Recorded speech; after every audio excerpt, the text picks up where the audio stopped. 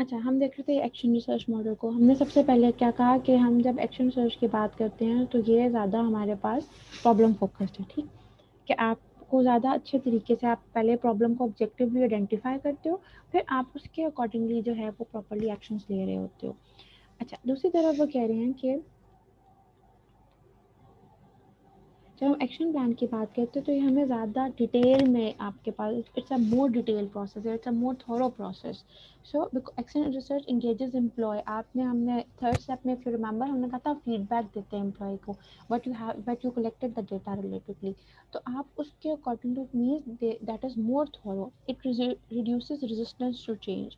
जो लोग चेंज की तरफ नहीं आ रहे थे उनको फीडबैक मिला, वो देखेंगे कि वो उनको एक्टिवली पार्टिसिपेट करवाया गया, तो दे फील मोर मोटिवेटेड।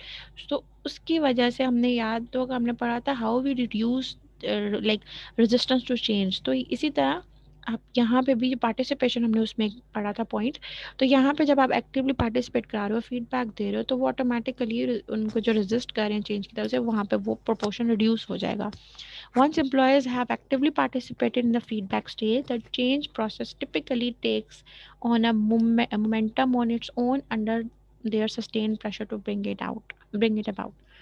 अच्छा, ओवरऑल यहाँ पे हमारा दूसरा मॉडल कंप्लीट हुआ, that is action research. Action research क्या है? एक आपके पास एक चेंज प्रोसेस है जिसमें आप सिस्टमैटिकली डेटा कलेक्ट करते हो और उसके अकॉर्डिंगली एक्शंस ले रहे होते हो। डिफरेंट स्टेप्स हमने पढ़े। पहले number one, you are going to diagnose, then you analyse, then give feedback, action, and then you finally evaluate.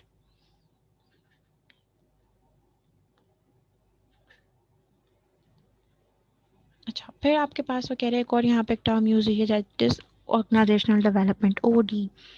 अच्छा, ये आप प्रॉपरली एक सब्जेक्ट पढ़ोगे, ओडी एंड चेंज मैनेजमेंट का। ये एक शॉर्ट डेफिनेशन टाइप है चैप्टर में, वो पढ़ लो। ओडी क्या है? Organisational development. आप क्या करते हो? आप ऐसे ऑर्गेनाइजेशन को डेवलप करने का प्रोसेस है। It's a collection of change method that try to improve the organisation effectiveness and employ wellbeing. जो एम्प्लॉय है उनके लिए तो काम कर रहे होते हो, लेकिन ओवरऑल आप अपनी ऑर्गेनाइजेशन के इफेक्टिवनेस को इम्प्रूव करना चाह रहे होते हो। So you develop your organisation. OD method value humans and organization growth, collaborative and participative process, and the spirit of inquiry. अच्छा, हम इसके बारे में थोड़ा सा पढ़ते हैं। अच्छा, वो कह रहे हैं जब आप ऑर्गेनाइजेशन डेवलपमेंट कर रहे होते हो, चेंज ला रहे हो फॉर द पर्पस कि आप अपनी ऑर्गेनाइजेशन को डेवलप करो, तो क्या है, कुछ एफर्ट्स करनी पड़ती है। नंबर वन, वो कह रहे हैं कि यू रिस्पेक्ट फॉर पीपल। आपके जो भी ऑर्गेनाइजेशन में लोग हैं, उनकी आप जो भी डिग्निटी या उनकी रिस्पेक्ट उनको कर रहे होते हो, उनकी डिग्निटी का ख्याल रख रहे होते हो। Individual are perceived as responsible, conscious and caring, they should be treated with dignity and respect. Number two, trust and support. एक अच्छी ऑर्गेनाइजेशन, एक हेल्दी ऑर्गेनाइजेशन है, उसमें ट्रस्ट का क्लाइमेट होना बहुत ज़रूरी है।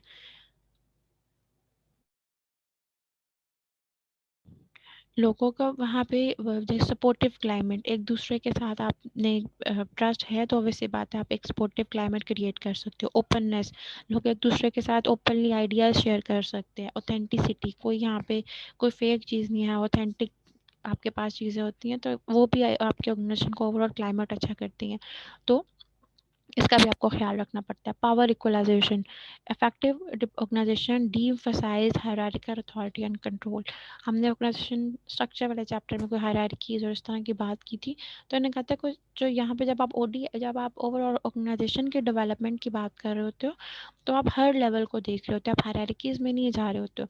आपको ऑर्गेनाइजेशन की ओवरऑल ऑर्गेनाइजेशन, आप ब्रॉड टर्म है ऑर्गेनाइजेशन डेवलपमेंट, मैं उसमें ऑर्गेनाइजेशन लेवल की एक्टिविटीज़ को भी देखूंगी। ऑर्गेनाइजेशन की स्ट्रैटेजीज में कहीं पे मुझे चेंजेस की ज़रूरत है या जो भी ऑर्गेनाइजेशन लेवल में आ जाती हैं। फिर मैं उसके बाद आपके जो, अगर मैंने ग्रुप्स हैं, टीम्स है ऑर्गेनाइजेशन में, उनको भी देखूंगी। उसके बाद जो आपके इंडिविजुअल है, उनको चेंजेस की ज़रूरत है ऑर्गेनाइजेशन में।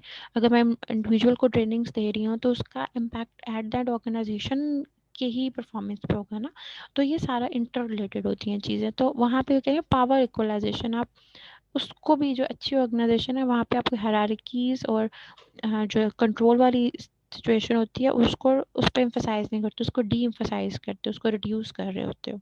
Confrontation, problem should be openly confronted, not swept under the rug. आप ओपनली आइडियाज़ या कोई भी मसला चल रहा है ओपनली उसको डिस्कस करते हो। आप कोई बीच पाने वाली यहाँ पे बात नहीं होती। लोगों को इसी तरह वो से बात ओपनली आप जब डिस्कस कर रहे हो चीज़ें तो उन लोगों से भी उनका रिस्पॉन्स ले रहे होते, पार्टिसिपेशन की ज़रूरत होती है। The more engage in the decision they are, the more people affected by change will be committed to implementing them. जितना वो खुद इन्वॉल्व होंगे, जितना वो खुद पार्टिसिपेट करेंगे, उतना ही वो इफेक्टिवली जो है वो चेंज इम्प्लीमेंटेशन में एक्टिवली रोल प्ले करेंगे।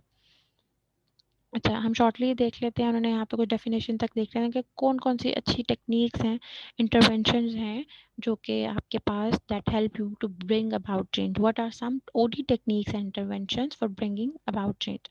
Number one, sensitivity training. Sensitivity training क्या है?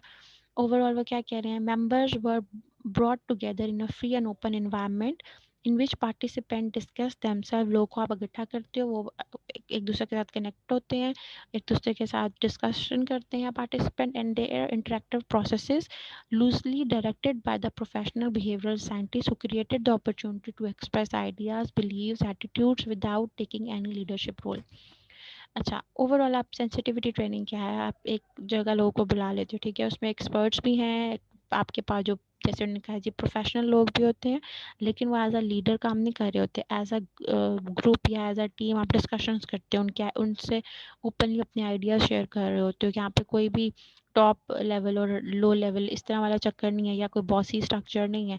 लोग मिल के बैठते हैं, उसमें एक्सपर्ट्स भी हैं, उसमें जो जो अपने न्यू एम्प्लॉयज़ हैं या अर्ली कैरियर के एम्प्लॉयज़ हैं वो भी अवेलेबल होते हैं, और वो ओपनली एक दूसरे से इंटरेक्ट करके ज़्यादा अच्छे क्रिएटिव आइडियाज़ जनरेट कर रहे होते हैं। ठीक, इस तरह की एक्टिविटी, इस तरह की चीज़ को हम क्या बोलते हैं? That is a sensitivity training. और भी उन्होंने वर्ड्स यूज़ किए हुए हैं उसके लिए। अच्छा, then survey feedback. Survey feedback क्या है? अब organisation one tool for assessing attitude help by the organisation member. लोगों के ऑर्गेनाइजेशन में लोगों के कैसे एटीट्यूड हैं, क्या identify discrepancy among member perception, क्या डिफरेंसेस आ रहे हैं लोगों की जो ऑर्गेनाइजेशन मेंबर्स उनके परसेप्शन में क्या डिफरेंसेस हैं। Solving this differences is the survey feedback approach. उसको आप कैसे सॉल्व कर सकते हो? आप सर्वे फीडबैक करते हो। सर्वे फीडबैक क्या है? हर बंदे से ऑर्गेनाइजेशन में आप कुछ की क्वेश्चंस हैं, कुछ इंपॉर्टेंट चीज़ें हैं, वो उनसे क्वेश्चनेयर जैसे फिल करा लेते हो, उनके एटीट्यूड और परसेप्शंस के बारे में पूछ लेते हो, मे बी कोई डिसीजन मेकिंग है उससे रिलेटेड उनसे क्वेश्चन आंसर सेशन कर लेते हो, उसको बोलते हैं सर्वे फीडबैक करते हो, लेते हो। Everyone in the organization can participate, हर कोई पार्टिसिपेट करता है, but of the key importance is the organizational family, the manager of any given unit and the employee who report directly to him or her. लेकिन ज़्यादातर आप क्या करते हो, जो एक आपका मैनेजर और जो उसके अंडर लोग काम कर रहे हैं, जिसको रिपोर्ट कर रहे हैं, ज़्यादातर आप उनको इन्वॉल्व कर रहे होते हो। All usually complete a questionnaire about their perception and attitudes. हर कोई अपनी अकॉर्डिंगली अपने परसेप्शंस के अकॉर्डिंग उसको फिल अप करता है। It can be different topics हो सकते हैं, मे बी कोई डिसीजन मेकिंग प्रैक्टिसेस हैं, कम्युनिकेशन इफेक्टिवनेस है, यूनिट्स में कैसे कोऑर्डिनेट करना चाहिए, ऑर्गेनाइजेशन के लिए सेटिस्फैक्शन क्या चीज़ है, पीयर्स और जॉब और इमीडिएट सुपरवाइजर के बारे में। It can be any kind of question, जो भी आपका टॉपिक है उससे रिलेटेड हो सकता है। सो बेसिकली आप क्वेश्चनर्स फिल करा लेते हो। Then process consultation. Process consultation क्या है? आउटसाइड कंसल्टेंट आप एक लेते हो। The purpose of process consultation is for an outside consultant to assess the client, usually a manager, to perceive, understand and act upon process event with which the manager must deal.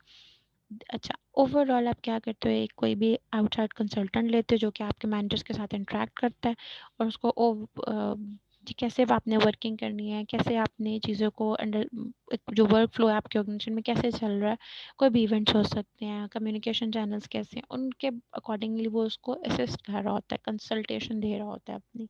ठीक, वो कह रहे हैं जी ये जो process consultation है ये भी ऑलमोस्ट सेम है सेंसिटिविटी ट्रेनिंग जो हमने पहला पढ़ा था उसी के, लेकिन we can improve organization effectiveness by dealing with interpersonal problems and in emphasizing involvement. But जो आपके प्रोसेस कंसल्टेशन है इज मोर टास्क डायरेक्टेड, ज़्यादा सिर्फ स्पेसिफिकली आप टास्क से रिलेटेड बात कर रहे होते हैं, अपने काम से related, and consultants are there to give the client insight into what is going on around him. आपके आगे पीछे क्या चल रहा है मार्केट में, भी मार्केट में क्या हो रहा है, विद इन हिम उसकी अपनी परसेप्शंस क्या, उस पर भी वो वर्किंग कर रहा होता है, and between him and other people वो लोगों से कैसे डील कर रहा है। तो ओवरऑल ये टास्क डायरेक्टेड है, जो एक स्पेसिफिक टास्क है उससे रिलेटेड आपको एक जो भी कंसल्टेंट है वो गाइड कर देता है, तो आप कहते हो that is process consultation. They don't solve the problem, but rather guide or coach the client to solve his or her own problem after jointly diagnosing what needs improvement.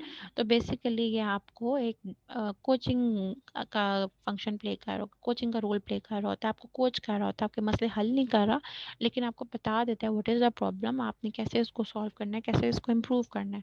The client develop the skill to analyse the process. Client जो है उससे सीख लेता है अच्छा कि हमने किस तरह से काम करना है with in his or her unit, and can continue to on it after call on it long after the consultant is gone. अब कंसल्टेंट ने समझा दिया, बता दिया जो भी आपको जिससे रिलेटेड इन्फॉर्मेशन चाहिए थी, वो चला गया, लेकिन आपका जो पीछे जो क्लाइंट है वो इतना, जो मैनेजर है में बेसिकली, वो इतना उससे सीख लेता है कि वो उसको आगे खुद ही उस प्रोसेस को आगे एक्टिवली इम्प्लीमेंट कर देता है।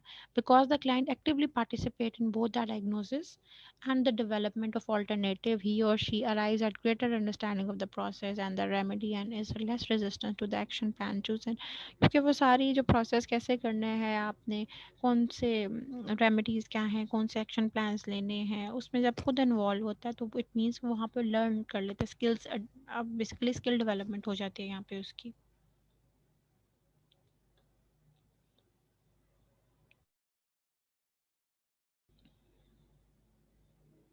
अच्छा, the next one is team building. Team building basically आप, I think you know about it. आप लोगों को इकट्ठा करते हो, आपस में वो एक दूसरे आइडिया शेयर करें, आपस में कोऑर्डिनेट करें ताकि ओवरऑल आपकी टीम बिल्डअप हो। टीम बिल्डअप होने से क्या होता है, ओवरऑल ऑर्गेनाइजेशन, पहले ओवरऑल आपकी टीम की परफॉर्मेंस इंक्रीज होती है और एट द एंड अल्टीमेटली आपकी ऑर्गेनाइजेशन की परफॉर्मेंस इंप्रूव होती है। इंटरग्रुप डेवलपमेंट क्या है, क्या आप बेसिकली क्या है, it seeks to change group attitude, stereotype and perception about each other. Intergroup, लोगों के आपस में एक दूसरे के बारे में क्या परसेप्शन है, उस पर आप थोड़ा सा फोकस करते हो। कोई ट्रेनिंग सेशन जैसे कोई जैसे डाइवर्स लोग हैं, उनके डिफरेंट परसेप्शन है, मुख्तलिफ may be differences among occupation. आप एक डॉक्टर बिठा देते हो, एक टीचर बिठा देते हो, एक एचआर का बंदा, एक फाइनेंस का है, डिफरेंट डिपार्टमेंट्स के कोई भी इस तरह के जहाँ पे थोड़ी सी उनकी थिंकिंग पैटर्न्स या परसेप्शन में डिफरेंस आ रहा है, तो उस पे आप थोड़ी-सी वर्किंग करते हो, उनको एक सेटिंग उनको इकट्ठे करवा के ताकि वो अच्छे से ग्रुप अप होके काम कर सकें। अच्छा, और the last one is appreciative inquiry. Appreciated inquiry क्या है, हम पहले अभी तक जितनी बात करते हैं हम कहते हैं प्रॉब्लम फोकस्ड है, प्रॉब्लम आइडेंटिफाई करते हो, उसके अकॉर्डिंग फिक्स कर लेते हो चीज़ें। लेकिन यहाँ पे एप्रिशिएटिव इंक्वायरी में क्या है, it like doesn't look for the problem to fix. ये क्या करता है, it seeks to identify the unique qualities and special strength of an organisation. Organisation को कैसे सक्सेस की तरफ लेके जाना है, लाजमी नहीं है कोई मसला आए तभी मैं इंक्वायरी करूं या मैं चेकअप करूं। आप पहले ही देख लेते हो which member can build on to improve performance. Appreciative inquiry focus on your organization success rather than its problem पे फोकस नहीं करते हो, बट आप उसकी अपॉर्चुनिटीज देख रहे होते हैं, कहाँ पे वो अपने आप को डेवलप कर रहा होता है, कहाँ पे वो सक्सेस की तरफ, क्या उसकी बेसिकली ऑर्गेनाइजेशन की स्ट्रेंथ क्या है जिसको आप आगे यूज़ कर सकते हो। तो ओवरऑल वो कह रहे हैं, जब हम इसमें उन्होंने बहुत ज़्यादा डिटेल में जाने की ज़रूरत नहीं है, बस you should know about basic definitions of these terms. Appreciative inquiry में कह रहे हैं आप डिफरेंट स्टेप्स होते हैं, you discover the things then you dream कि हम कैसे इसको आगे एक फ्यूचर में कैसे लेके जा सकते हैं, उसके अकॉर्डिंग आप डिज़ाइन करते हैं, then you go for the discovery again. ये एक आपके पास एक मैंने बताया हुआ है कि बेसिकली आप मीटअप करती हैं, डिफरेंट लार्ज ग्रुप्स हैं, वो दो दो तीन तीन दिन की मीटिंग्स कर रहे होते हैं और उसमें वो चेक कर रहे होते हैं। एक अच्छे ट्रेन आप चेंज एजेंट रखते हो जो कि बेसिकली आपको गाइड कर रहा होता है कि क्या चीज़ है जो हमें ऑर्गेनाइजेशन की स्ट्रेंथ है जिसको हम आगे फर्दर यूटिलाइज कर सकते हैं। ठीक है।